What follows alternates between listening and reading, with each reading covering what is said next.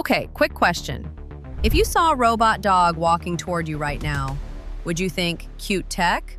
Or, oh no, this is how Black Mirror starts? Because robot dogs are no longer sci-fi. They're already working in factories, hospitals, mines, and yes, war zones. Today on FutureSynth, we're breaking down how robot dogs went from lab experiments to tools of modern warfare. What are robot dogs? Most robot dogs you see today are quadrupedal robots. 4 legs, insane balance, and AI brains that let them walk, run, climb stairs, and survive things your phone absolutely wouldn't. The most famous one? Boston Dynamics' Spot, the robot that walks like it owes you money. But Spot is just the beginning. Civilian and industrial uses. Before we get to the scary stuff, robot dogs actually do some genuinely useful jobs.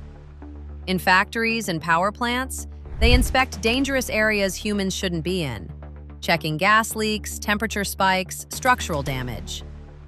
In mining and disaster zones, they go where humans physically can't. Collapsed tunnels, toxic environments, earthquake rubble. Hospitals? Yep.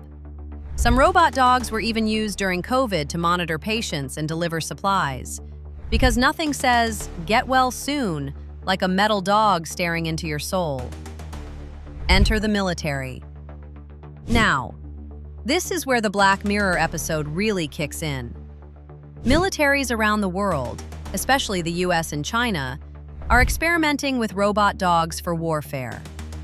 These robots are already being tested for reconnaissance, surveillance, bomb disposal, patrolling borders, carrying weapons. Yes, some robot dogs now come with guns mounted on their backs. No emotions, no fear, no hesitation. Just code and commands. Black Mirror comparison. If this sounds familiar, it's because Black Mirror literally warned us.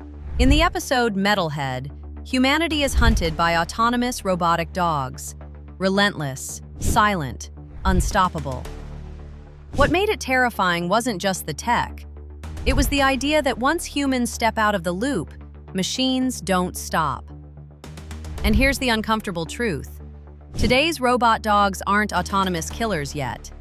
But the gap between remote-controlled and self-deciding is getting smaller every year. The big question? So here's the real question.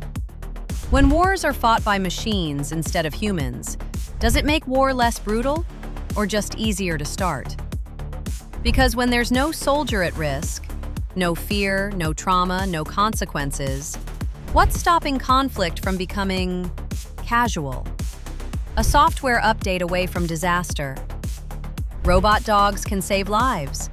They can also change warfare forever. And just like every powerful technology, it all depends on who controls the code. Welcome to the future. It's walking on 4 legs.